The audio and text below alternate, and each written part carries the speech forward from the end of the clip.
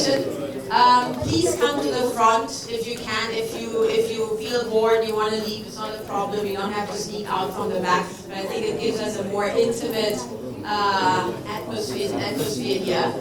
So this session is about business opportunities with electric vehicles, and we have a group of experts here, but we also would like to involve all of you, obviously, in this discussion. So my first question for you is, can you raise your hands, please, those of you who have been here already this morning? Okay, excellent. So most people have been here. So may I ask maybe this gentleman here, just for those who haven't been here, sorry, I'm putting you on the spot. What did you learn this morning? What were the main discussion points?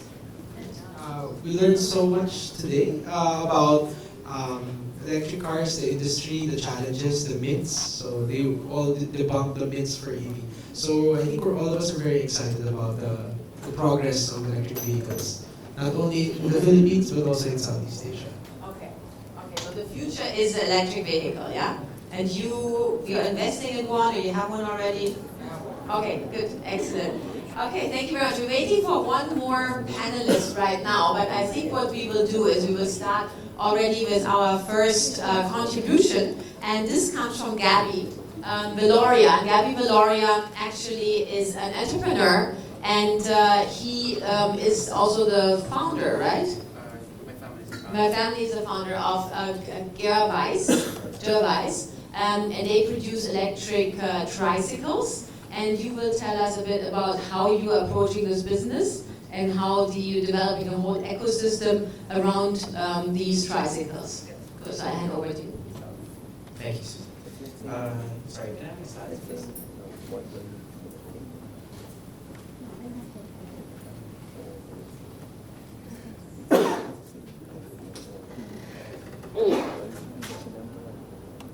Could you step back? Yeah, sorry. So just to introduce myself, good afternoon. My name is Gabby Veloria, and I am the CEO, CTO of Gerweiss Motors.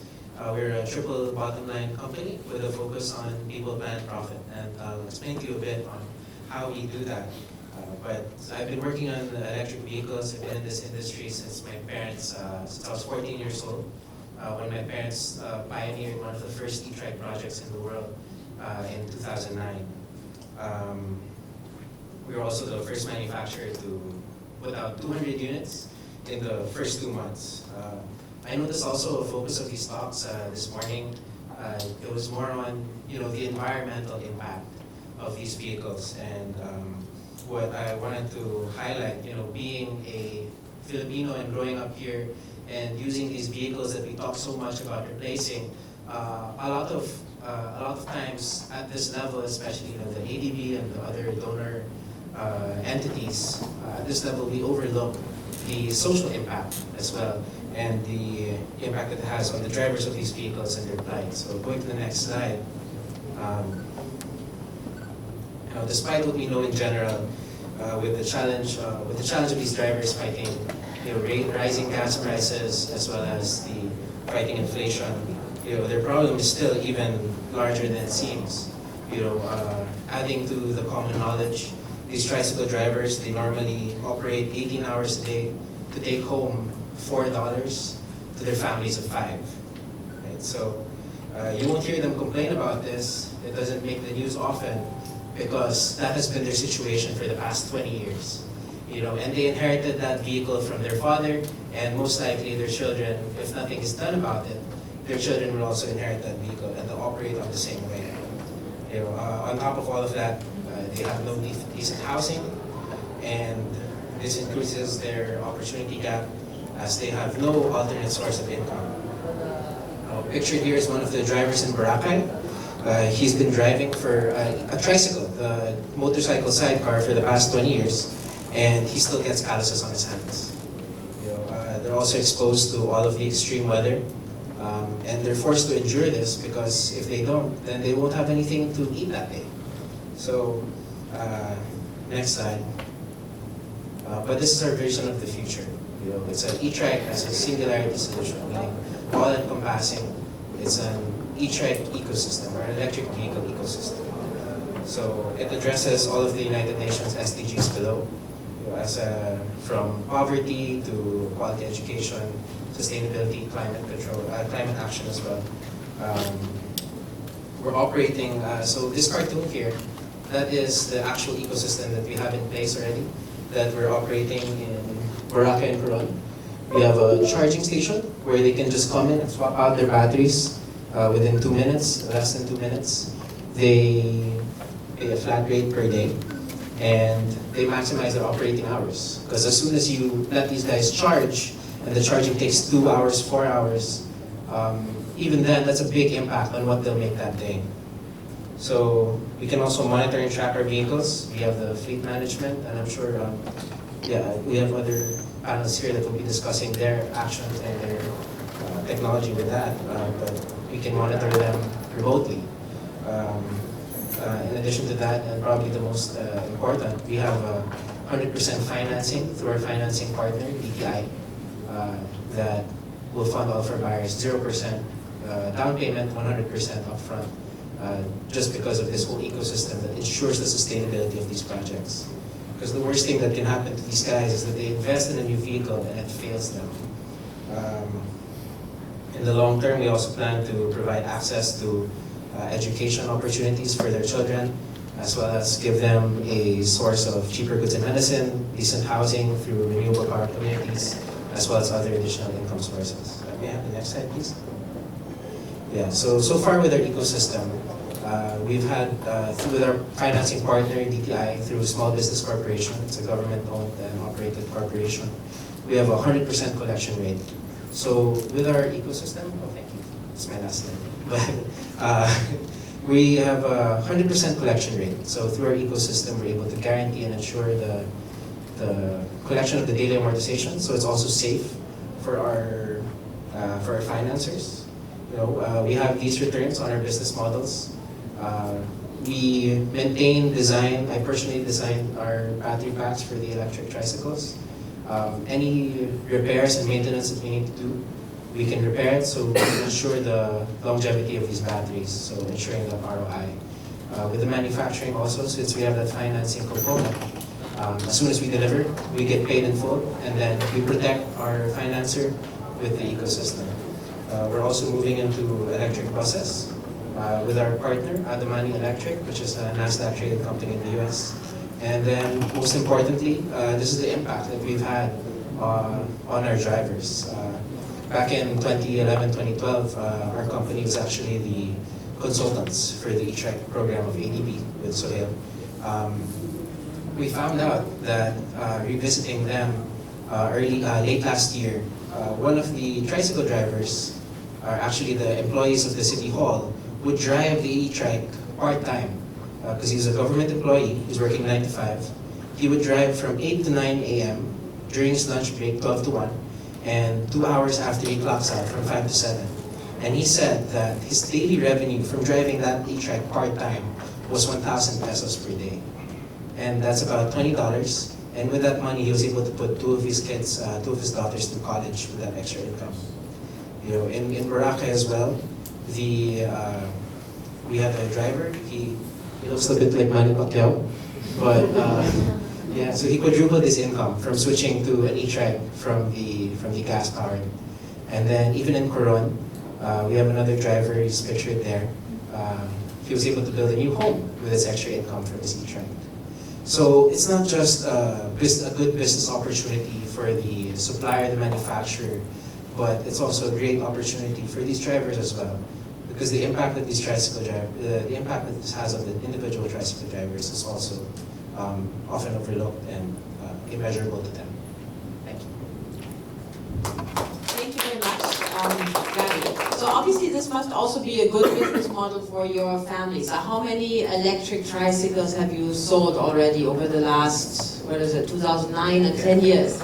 So, of course, we essentially when we started, there was no electric tricycle industry, right? So a lot of it has been path breaking, you know. But fortunately or unfortunately, our biggest challenge has always been coming up with the working capital to supply, you know, our orders. So we're actually hoping, you know, that ADB, and I wanted to mention this earlier as well, bureaucracy, as we know, is very slow.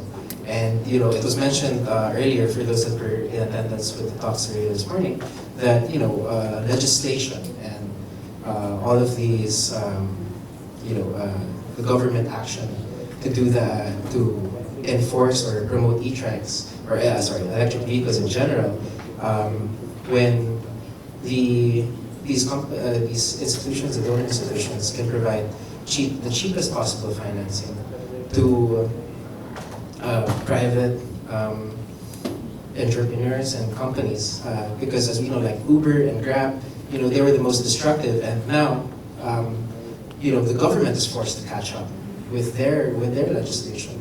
When you fund these private entities that are able to have that capacity of disruptive in the industry, then it forces everyone to act. Similar to what Mayor Abalos did in Mandaluyong with this green building project. His action on the small level that he was able to do very quickly was able to force the national government to act, and I think that's more of what we need to do. Okay, thank you. So, request for investors, including ADB, to support more electric vehicle companies to increase the business and force the government to follow his policies. Okay, very good. So, any questions from you for Gabby? Any points? No? Okay, you can hold your question for later. So let's hear now more from Robin. Robin has been in this industry also for many years. And, working? Good. Can we get your slides, please? Robin's slides, please.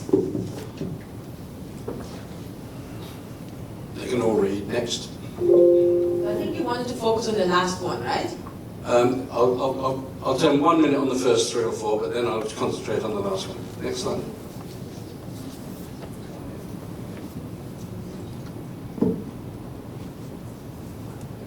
Next slide. Okay, go back.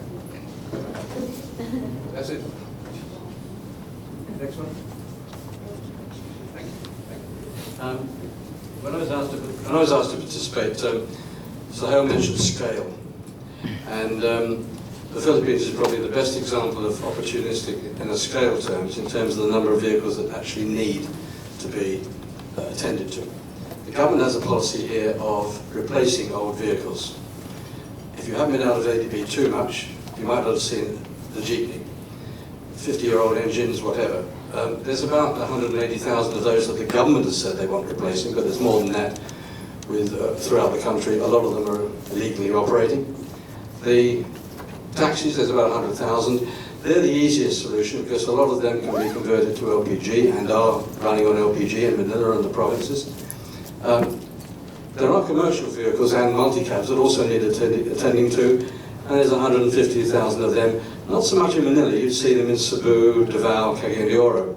But they're all Euro -10, most of these vehicles. They're not certified at all. And then there's 3.5 million motorcycle taxis. And the government says there's 4, but 3.5 million is still a lot. And whatever you do and we do, it's not going to touch the top of the iceberg. And the iceberg is underneath. So, next slide, please. Okay, next slide. Now, please download these because you can read through these. They're self-explanatory. Get back to me with any questions you might have. What I want to focus on is an extension of what you were talking about, Gab. Next slide. Thank you. Right. Can I stand? I'm not very tall anyway. Okay. Our vision is that bottom vehicle there is our trike. There's one big difference between the trikes that we manufacture and the majority of the trikes in the Philippines. They're all open. If you're in a trike in the Philippines, if it's hot, you sweat.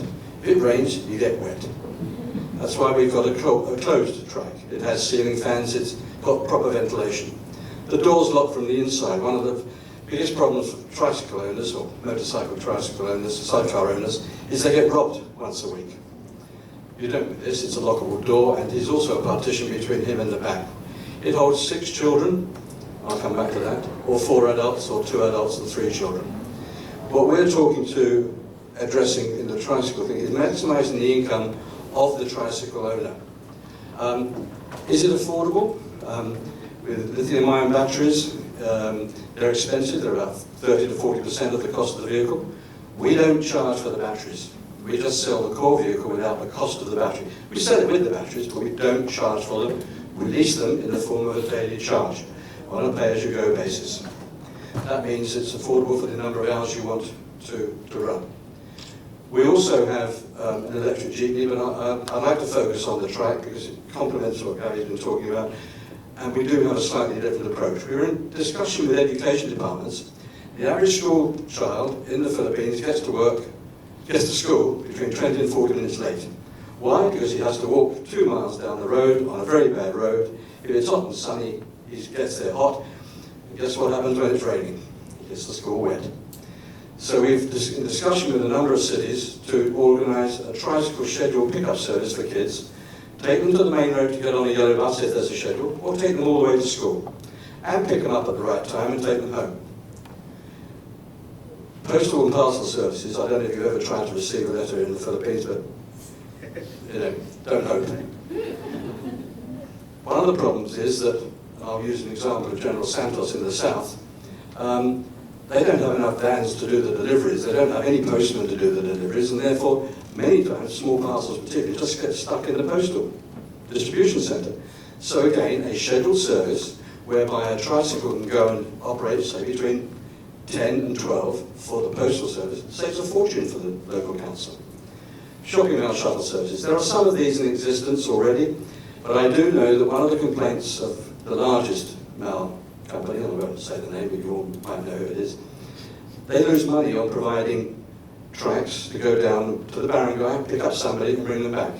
So our business model is, you charge the person you pick up 50 pesos. They go to your mail, they spend 300 pesos, you take them home, you give them 60 pesos back. That incentivizes people. We have a trial going on with another group in Cebu, and so far they're making money, they're happy, and it works. They can always run and pick up people around the streets just as they go, as they do now. Hospital services. When I was in Salutes a couple of years ago, and I kept coming out after outpatients, I had to wait God knows how long for a taxi. Very often he didn't want to take me where I wanted to go, because that's the rule here, they go where they want to go, not where you want to go. There were ambulances that sometimes took home people who were perfectly fit and didn't need an ambulance, but there was no other vehicle to take them home. They didn't allow tracks into St Luke's forecourt, which is, I understand, fair enough. So we're in discussion with St Luke's Medical Centre and a couple of other provincial hospitals to provide a system whereby they can call up a track, come and please pick up this patient, take them home. And in worst case scenarios, if there is an outpatient appointment for somebody who needs to come to the hospital, go and pick them up. Don't send an ambulance. That's why there are about 400 deaths a year in the ambulance in Manila. Now, all of these address income opportunities for the trike owner. It can be regular income on a fixed basis, 2 hours, and the daily income route is do the school run, do the post run, do the mail run at shopping times, do hospitals whenever you're called up. It's a steady day's income. Now, one of the other challenges of all EV, to address Mr. Sahel's pet topic this week, is range. How far can you go on a single charge? Now, with private cars, your point the other day was perfectly made. But with public transport, you want to go as long as you can and earn money while you can on that timetable.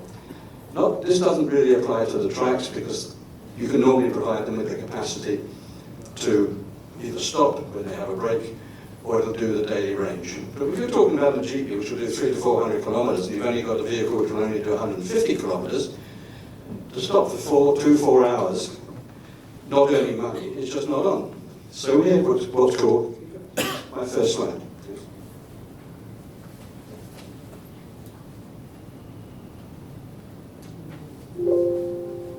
Keep going. Here we go. That one, thank you. We have what's called a range extender. A range extender is on some original equipment manufacturers' vehicles now. The London Black Taxi is one. You've all probably seen pictures of that. The Nissan Taxi in New York is another. Basically, this is an engine on board which charges a generator the generator gets called on by the controller to please top up the battery pack. You don't stop. It's not running the vehicle. It's not a hybrid because it's only one fuel that's still operating the vehicle, electricity.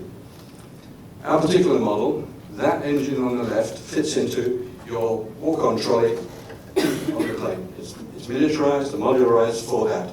And it will run a track right up to a 60-seater bus. We're refueling ours on the moment on LPG. We are working on renewables for it to keep the whole thing as clean as possible.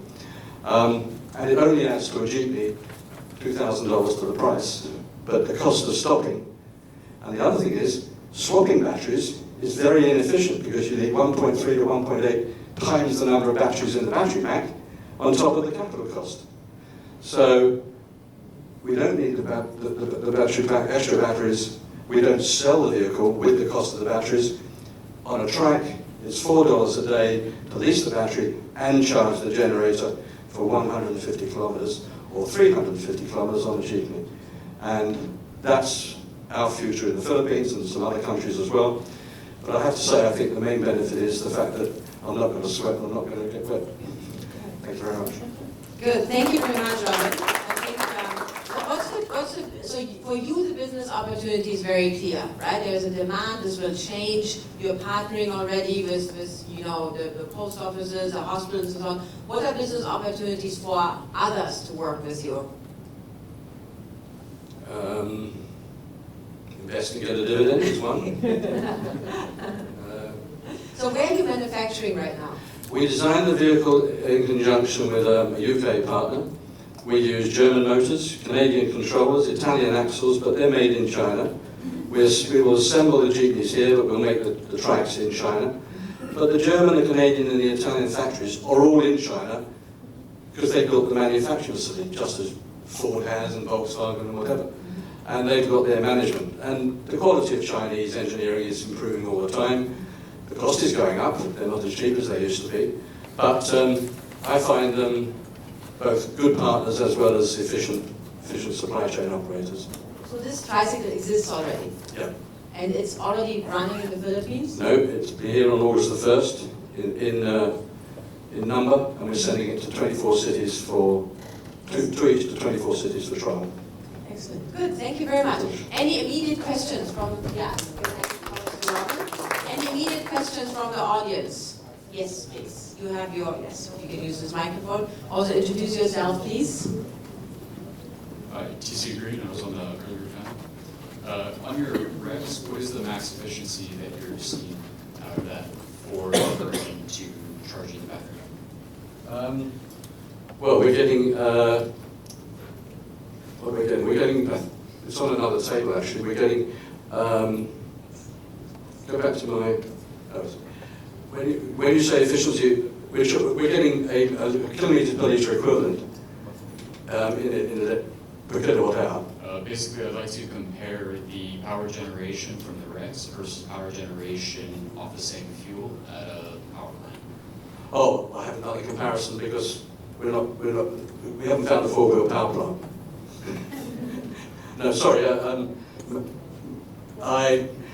What would be the context of a REX in a power plant context? Depending on the efficiency and the weight, at a certain point with battery density, you may as well just take the extra space of the REX and replace it with batteries once batteries become dense enough, but I don't know where that break-even is. That might be in the future when the cost of batteries comes down as well and the materials change and the weight comes down. One of the other things about having a REX is you only need half the battery pack size, so you've half the weight and half the cost.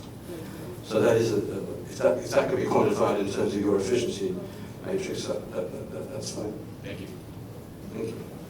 Okay, thank you very much. So now we had two examples of e-vehicles, e-tricycles in the context of the Philippines. The discussion was a lot about the business cases there, but then we need also the right kind of financing. The financing has to look at the social aspect of these investments, but of course also the financial opportunities. So let's hear now from Bhaskar.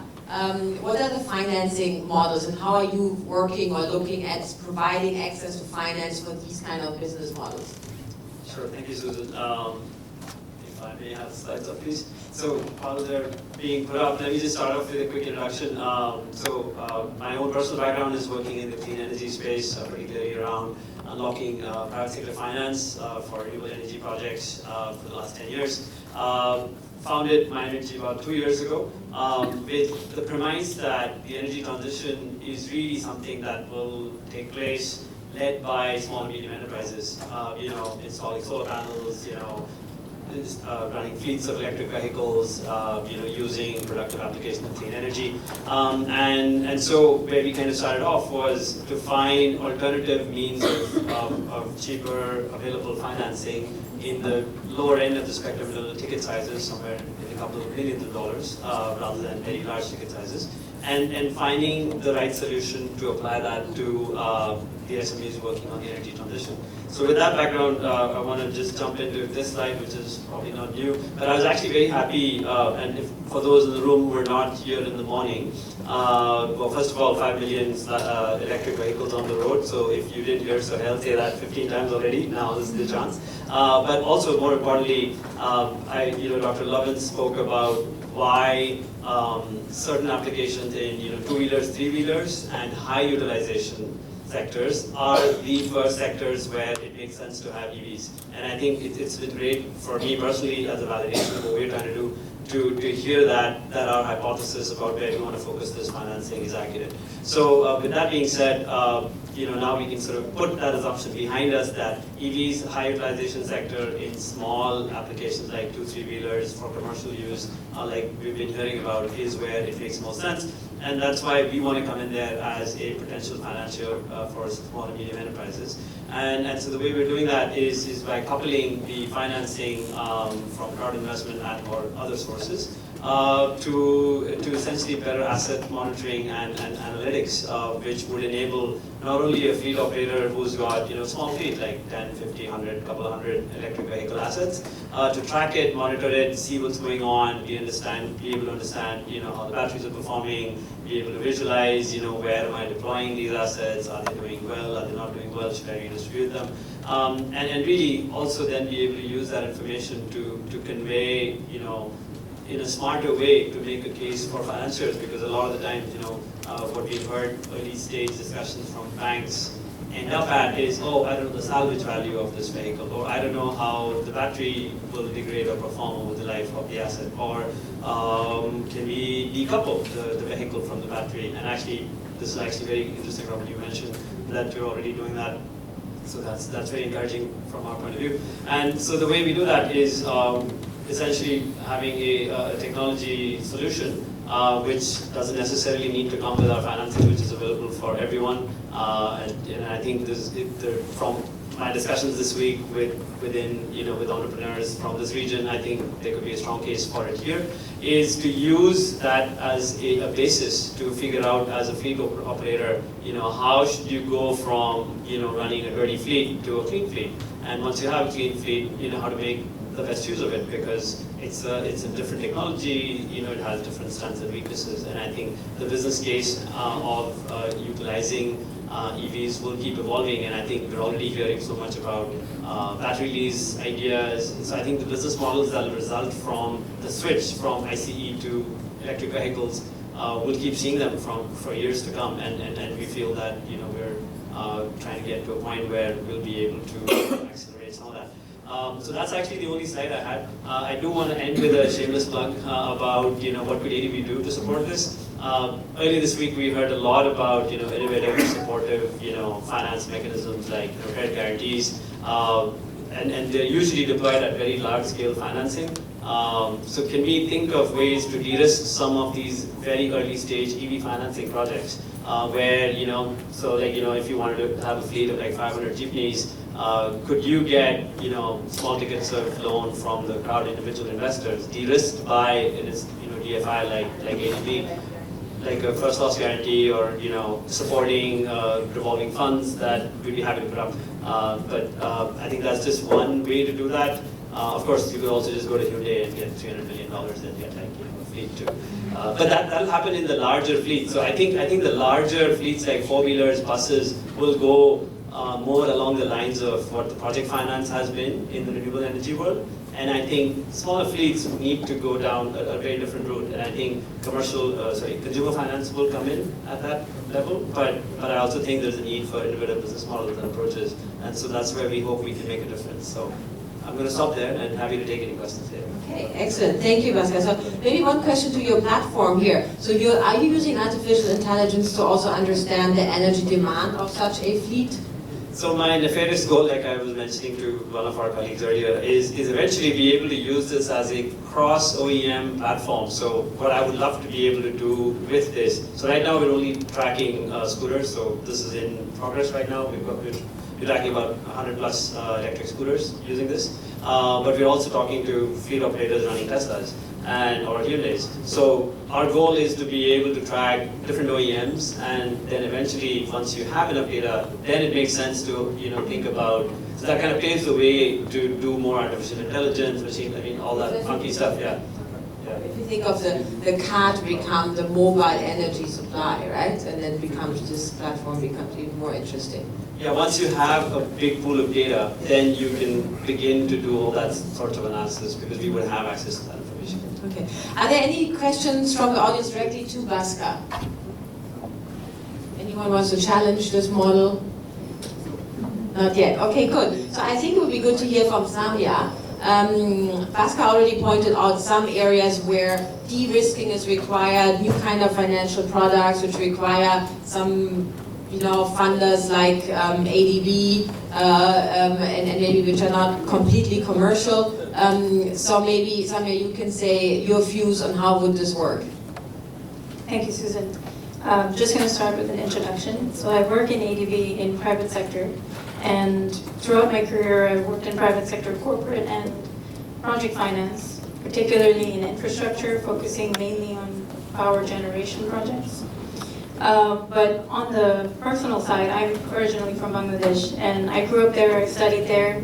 I'm very used to brownouts and load shedding and studying with a candlelight because there's no electricity in my house. And the world has come a very long way since then, in the last 3 decades, and now you know how old I am.